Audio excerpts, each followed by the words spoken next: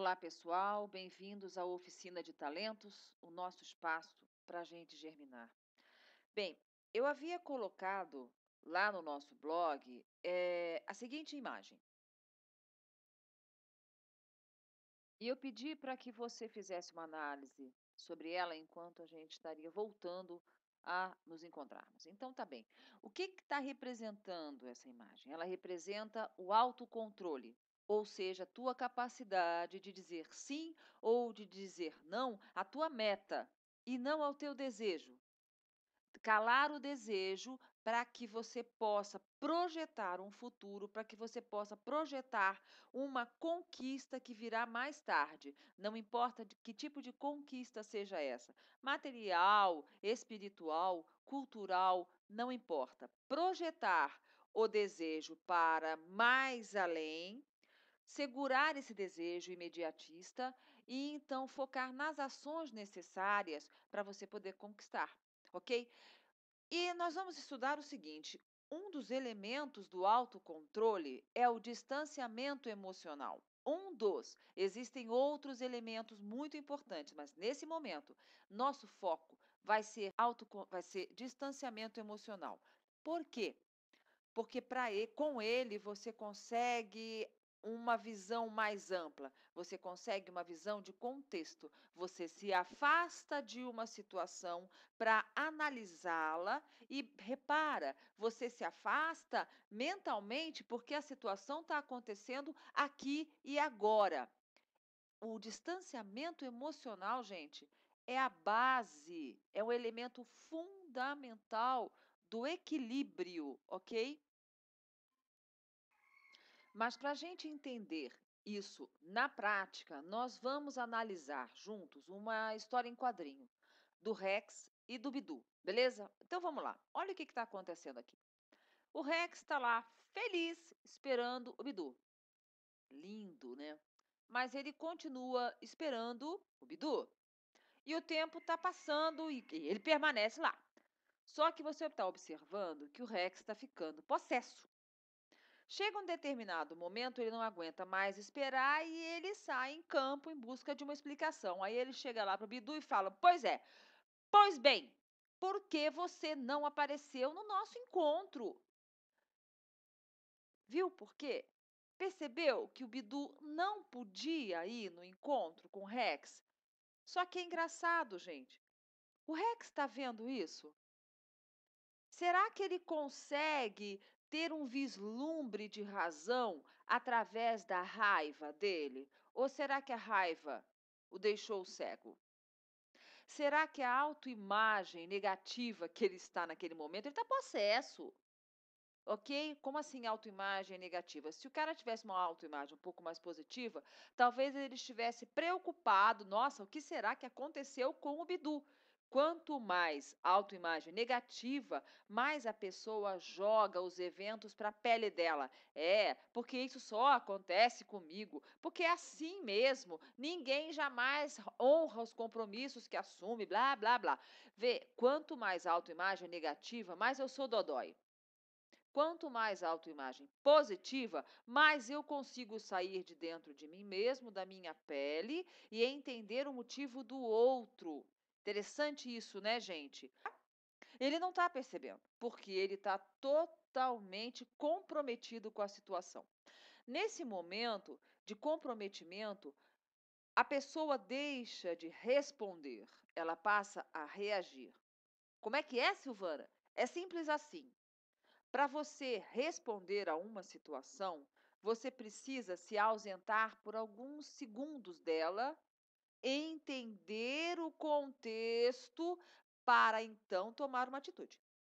Quando você toma uma atitude de bate-pronto, o que, que vai acontecer com você?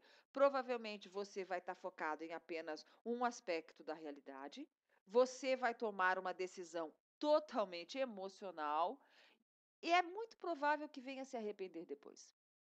A não ser que você esteja dirigindo, o caminhão parte para cima de você, meu caro, e você não tem jeito senão pensar com instinto, nas outras situações você pode muito bem segurar a tua reação e responder adequadamente. Mas como é que eu faço isso, Silvana, se eu sou impulsivo?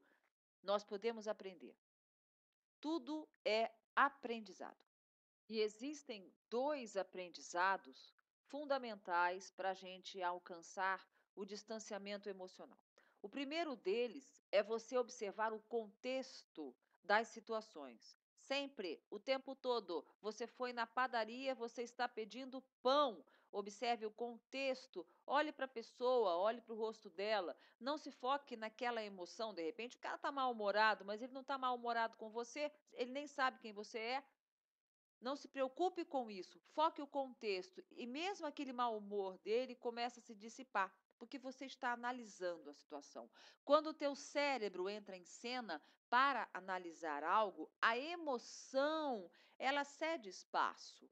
Então vamos lá, fundamental você aprender a analisar o contexto, concorda? E o segundo elemento muito importante, mas muito importante mesmo, é você aprender a respirar. Mas, Silvana, eu já sei. Não, criatura, você não sabe. Eu estou falando da respiração diafragmática, daquela respiração do autocontrole. Você já aprendeu isso alguma vez? Quando você era bebê, você sabia. Inspirar contando até 4, segurar o ar, expirar contando até 4 e segurar o ar de novo. Aliás, segurar o pulmão vazio, beleza? Então vamos lá juntos?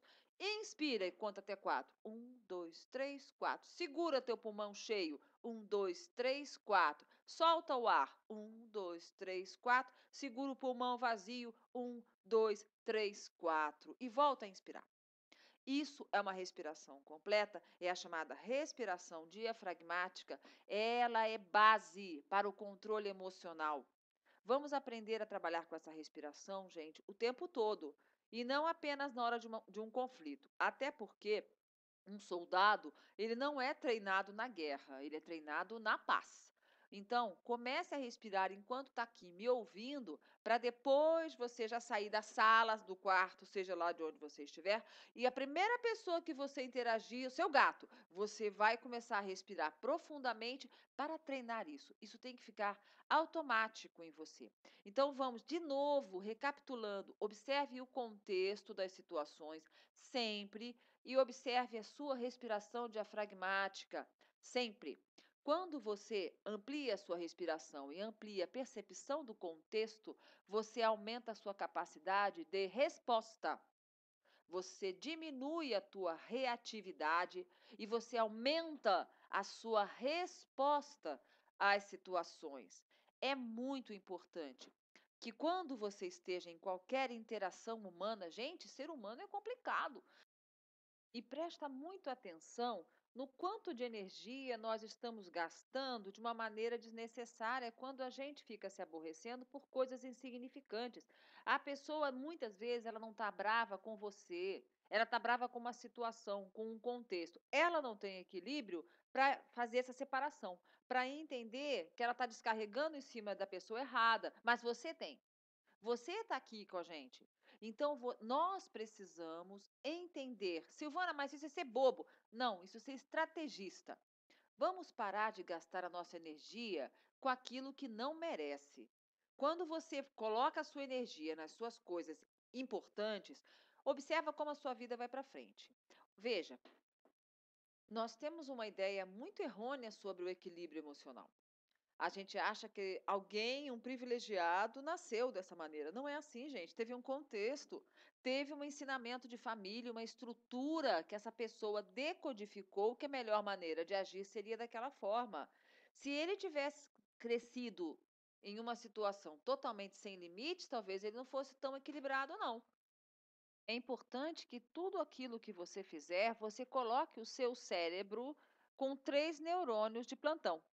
Deixa esses neurônios tomando conta do contexto enquanto o cérebro está lá em atividade. Até mesmo no prazer, gente, até mesmo numa diversão. Você está num momento social com seus amigos, mas quantos conflitos, quantas situações desagradáveis surgem numa situação tão inocente. Então não custa nada você deixar 3 neurônios de plantão tomando conta enquanto o seu cérebro se diverte na praia, beleza? E agora você vai assistir um desenho bem interessante, depois a gente faz alguns comentários sobre ele, beleza?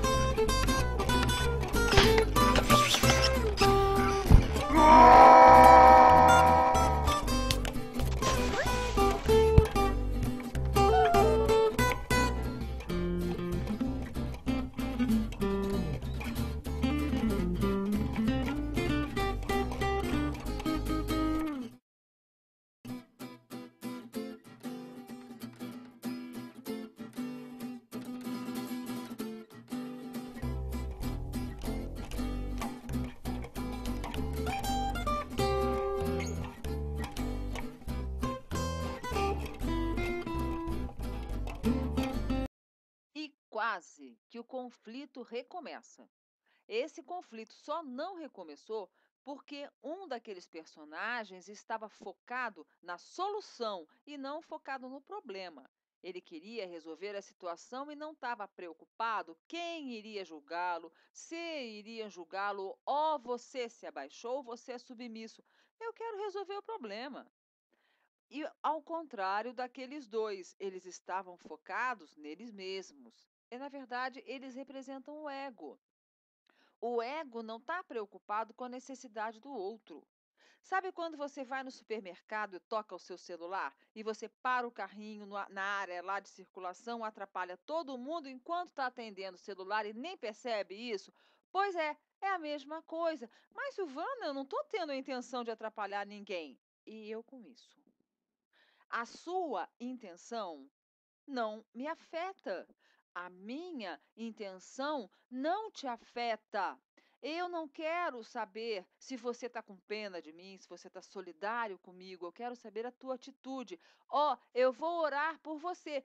Lindo, que bom, eu agradeço muito, mas aproveita e traz um chazinho de hortelã, porque o chazinho de hortelã vai fazer diferença na minha vida. A oração vai fazer também, mas eu não vou sentir isso. Eu acho que ela vai. E se eu ficar com muita solidariedade com você e não levantar da minha cadeira para fazer algo, o que isso afetou a tua vida? Nós estamos precisando de menos intenções e mais ações. O ego não se mexe a não ser em proveito próprio. Vamos desfocar um pouco desse ego e praticar o distanciamento emocional nas situações que não merecem que você gaste energia com interpretações narcisistas. Invista no que vale a pena, cultive aquilo que vai se perpetuar. Você não se diminuirá se praticar um pouco mais da estratégia de compreender o contexto para então escolher a melhor resposta. Menos reações e mais respostas. Menos ações desordenadas e mais foco. Com algumas ações simples, você pode ampliar e muito a sua qualidade de vida. Vamos aprender a enxergar a vida de outros ângulos. E eu me despeço por aqui pedindo para que vocês deixem os comentários lá no blog com sugestões de tema, ok? Um grande abraço e até a próxima!